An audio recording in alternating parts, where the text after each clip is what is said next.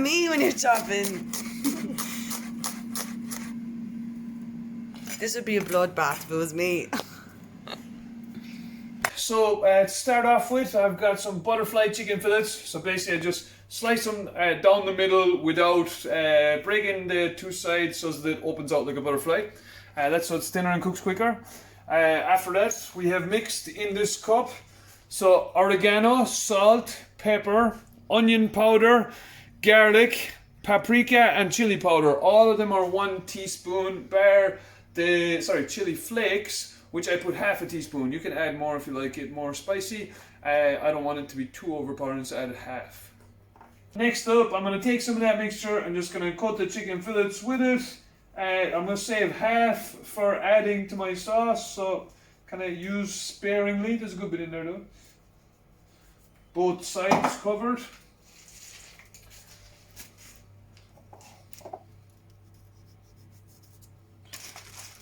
So remember, when you're doing something like this, you use one wet hand, one dry hand. So I'm handling the dry powder with my dry hand, and I'm handling the wet chicken fillets with my wet hand, so you don't get clumpy lumps of powder all over your hand. Genius. So I'm heating my pan. I've also switched on my oven to 180 Celsius so that can preheat and we'll be ready to go in the oven when I'm finished here. So once my pan is hot, I'm going to add a little bit of spray oil to the pan. Use it sparingly. So this is a non-stick pan, so I really don't have to use that much. I just don't want my herbs to stick to the pan. Okay, so add my fillets to the pan. Just be careful with when you're cooking these, because the herbs can burn pretty easy. So we're only going to give it a light seal before putting it in the oven. So just keep an eye on it. They burn easy. Okay, so I'm just going to take a quick look underneath. Not quite there yet. So not as golden brown as I'd like it. But no burning yet. So I'll give it another minute. Cue supermarket music. Do do do do do do do do do. Okay, so they're looking good now. We got a nice seal. Nice. Okay, so those are both ready. I'm gonna put those into my oven dish. Give my pan a quick wash.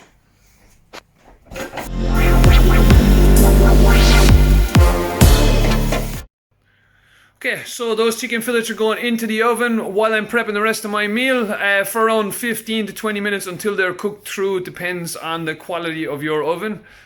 Scrubbing. I have reheated my pan. This time I'm not going to use any oil because I'll be using this frozen cauliflower rice, and there's a bit of water there, which means that I won't need any oil to loosen up the pan. So 2 packets going in. That's 320 grams.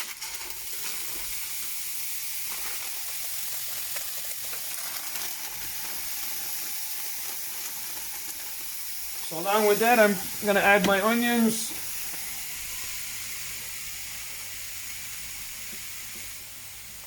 And I'm going to fry those off for a couple of minutes.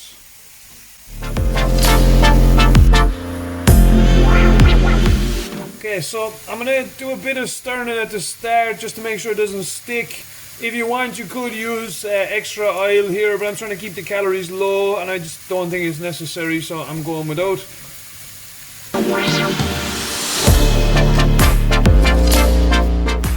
Very skillful tossing. 86% fewer calories than rice, and tastes really good.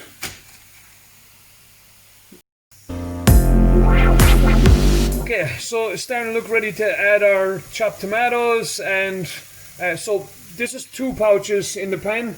Each one of those pouches is 29 calories, so you get a good bit of volume in there for not so much calories, so definitely a good choice if you're trying to keep the volume high and stay full on your meals. Okay, so I'm going in there with my tin of chopped tomatoes. Rinse the tin out, a little bit of extra water. So what we're going for here is a nice loose mixture, so if you need to add a little bit more water, you can. Once that's all mixed together, I'm gonna add in the rest of my spices. Looking forward to eating some of it. It's wiggly. Okay, so that one is simmered for maybe like 1-2 minutes. Doesn't need to be long, so I'm gonna put it in the oven anyway. I'm just adding a little bit of frozen basil to top it or to finish it off. If you have fresh is much nicer, but frozen works nicely too. I don't particularly like the dried stuff. Okay, so I'm gonna pour in my sauce on top. That's almost ready to go in the oven. Just gonna top it off with some cheese. We're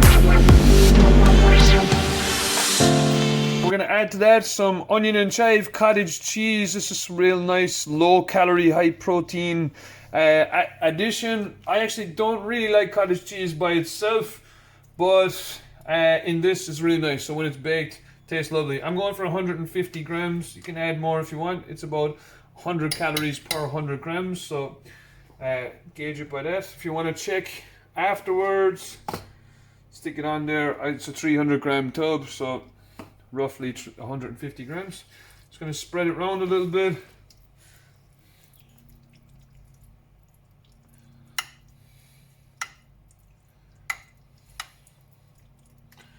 Skill. And finally, to top it off, we're going to use some reduced fat cheese, 30% less. Again, nice, really adds to the taste. Calories ain't too bad as long as you go sparing. So that's 30 grams of the cheese that I've added. You can go more if you want to add some more calories. I'm sticking with 30 to keep the calories reasonably low. And this one is going in the oven.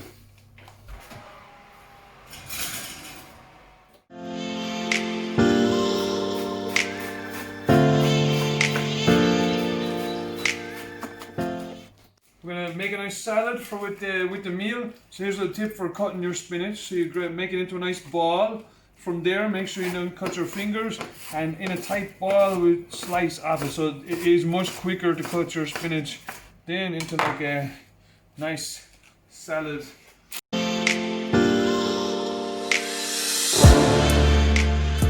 With my salad, I like to add something sweet. So here I have pre-cut this one.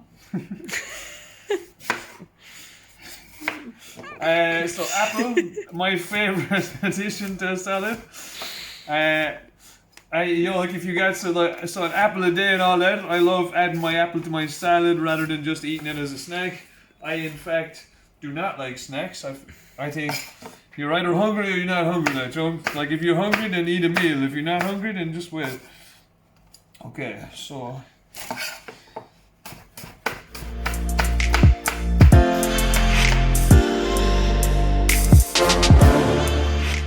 One full apple gone into my salad, and then I'm going to go for a bit of red onion, as I love red onion. Red onion can be a little bit overpowering, so we're probably not going to put the whole red onion in there, otherwise it'll be taken from the taste of the apple, but a few nice thin slices. Oh, Jesus Christ.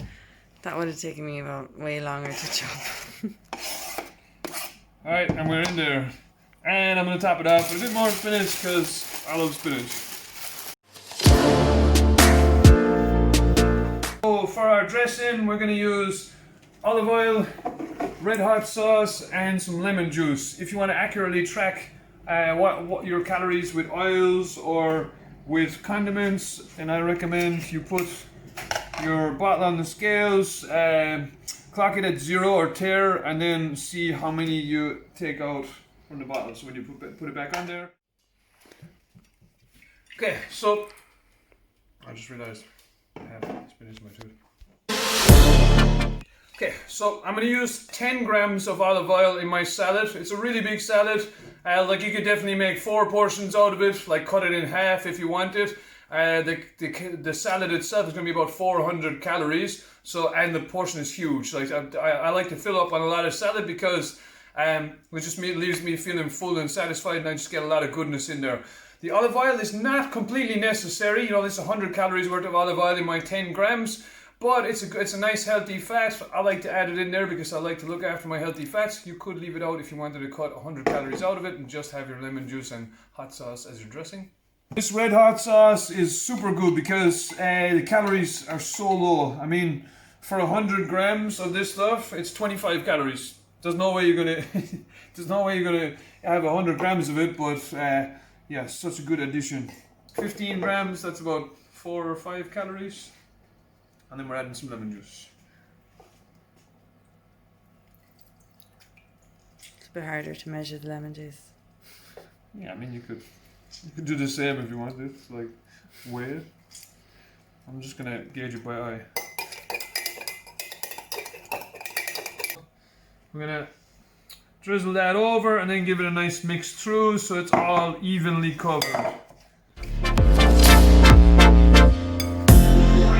The reason why I'm using the hot sauce, it's not necessarily because I want a super spicy salad or anything, but just because it's such a low calorie option and will spread it nice and fair and doesn't taste that spicy when mixed with the apple. It's got a nice taste. Are you hungry? Are you hungry? What are you doing? Okay, so our food is ready. It smells amazing. Take a look at that.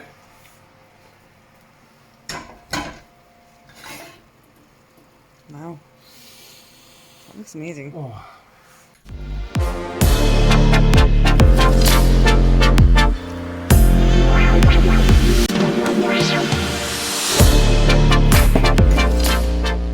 Yeah, so. It's way more than I thought. I thought you were going to do half of that. You just doing half of the dish. It's dinner for two, like. So you can see that even though the mixture looked like a little bit dry when we were putting it in there, as you cook it out, some of the water will release from the cauliflower, so it's a nice loose mix. Looks like a nice big slice of pizza on that one. Nice big side salad with that.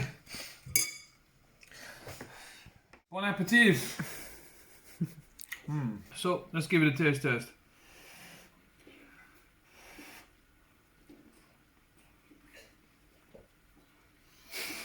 Cheese in your mouth. Is it too hot?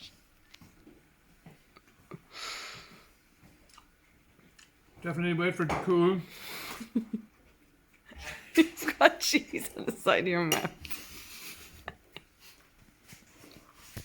My mouth is severely burned, but it tastes amazing. Yeah, unbelievable. Cottage cheese is so good. I suppose you gotta try it to believe it. So we have both taken our salads out and still have this much spinach. Okay, I feel super full, really satisfied. Finished all the salad, even though it's 4 portions. And yeah, that was great, loved it. Enjoy. Okay guys, so from my kitchen to yours, I love that one and I hope you do too.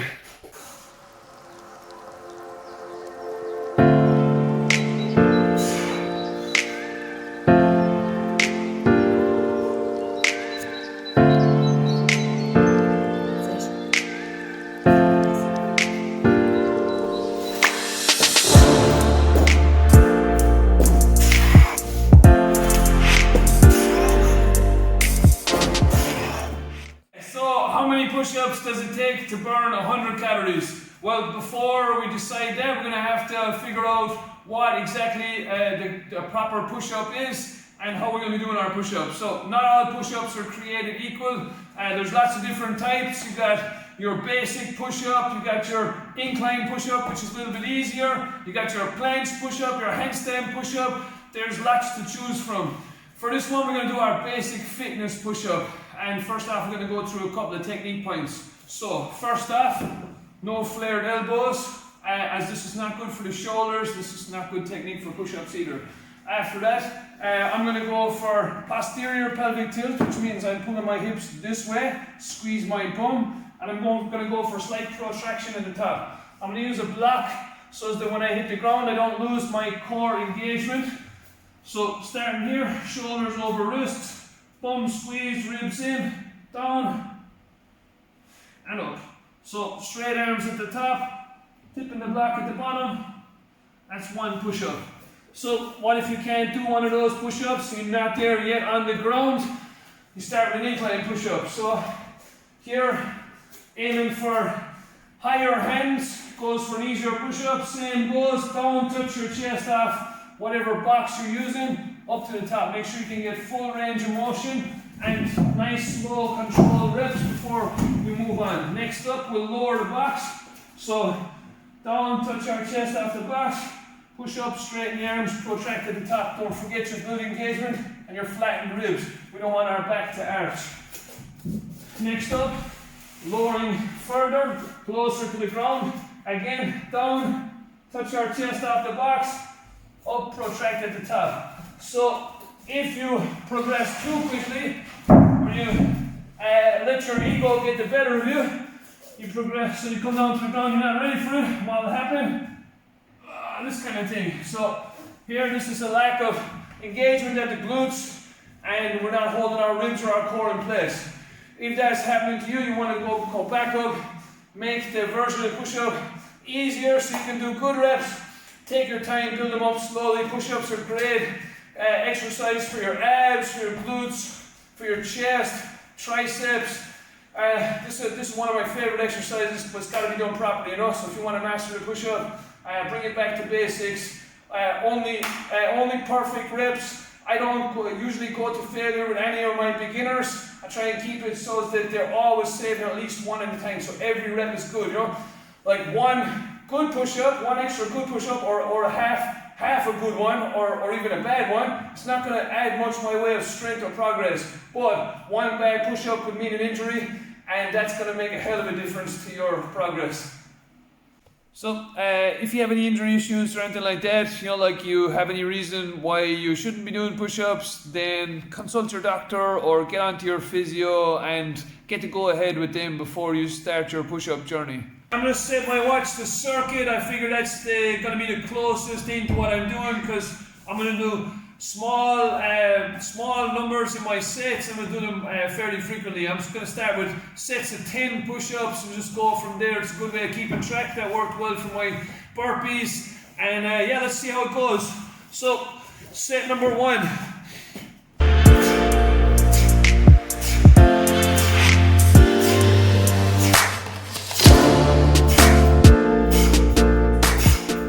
Okay, 10 reps down. Okay, let's go again. 20 push-ups, 9 calories.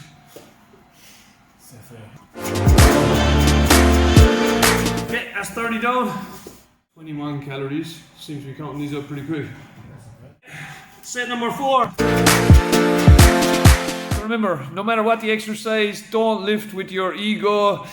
Take your time, go for quality over quantity. I would always take 5 good reps over 10 dodgy ones, and that's what you're going to see the most progress with. Here, this one makes 50. 32 calories. 60. Okay, 70.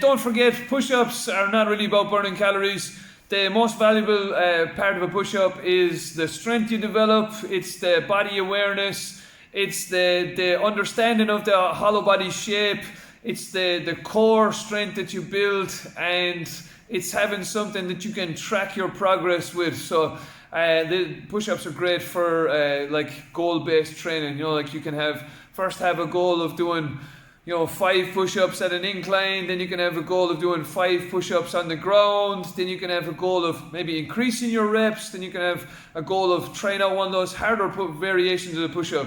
the possibilities with push-ups are endless. You know, like some people will, including myself, will never see the limit of how far a push-up can take you. Don't forget, some people can do a push-up without their feet on the ground.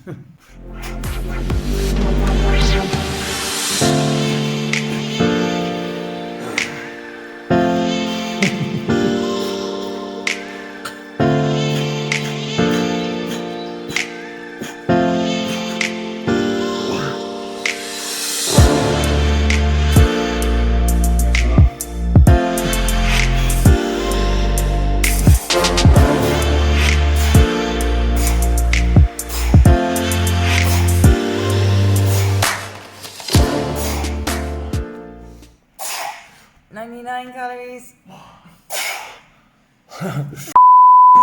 Keep going. 20 calories. Okay, so roughly worked out at, by my count, at the end, 161 push-ups for 100 calories. Definitely questioning the accuracy of the watch after doing 140 burpees for the same amount of calories, but yeah, so there, according to the watch, that's how many push-ups it takes to burn 100 calories. 161 push-ups later, I got a good pump going on my chest. Took me about 10 minutes, and I'm 100 calories down according to my watch. I would think that it should take a good few more push-ups to burn 100 calories. I was kind of estimating somewhere in around the 250 mark, maybe even north of that. So we've all seen those videos online of like, I did 100 push-ups a day for a month, and I did 100 push-ups a day for like this, that and the other. Do I think that they work? No, I don't think that they work. I don't think that you should be doing anything every day. You need to take rest days first, and you need to look at progressive overload. So if you can do 100 push-ups on day 1, on day 28, 100 push-ups is probably not going to be very effective for you, because your body will adjust and you'll start finding that easy. So try to progressively make your exercises harder in some way, you know, like increase the reps, maybe slow down the reps for more time under tension. Try a harder variation, add some weight if it's a weighted exercise, and work on increasing the difficulty over time. So doing 100 push-ups a day every day for me is a non-runner. That's only going to get you injured by day 30. And remember, progress is not linear. You're going to have good days, you're going to have bad days. You're going to get better some weeks, and you're going to have weeks where you dip down. Try to listen to your body. If you're feeling run down or your performance drops, then maybe that's a good time to take a rest day or take a couple of rest days. I very often take 2 rest days in a row, and when I come back after that, I train way better. You know, like my performance is so much better after 2 days rest than after 3 days on the trot.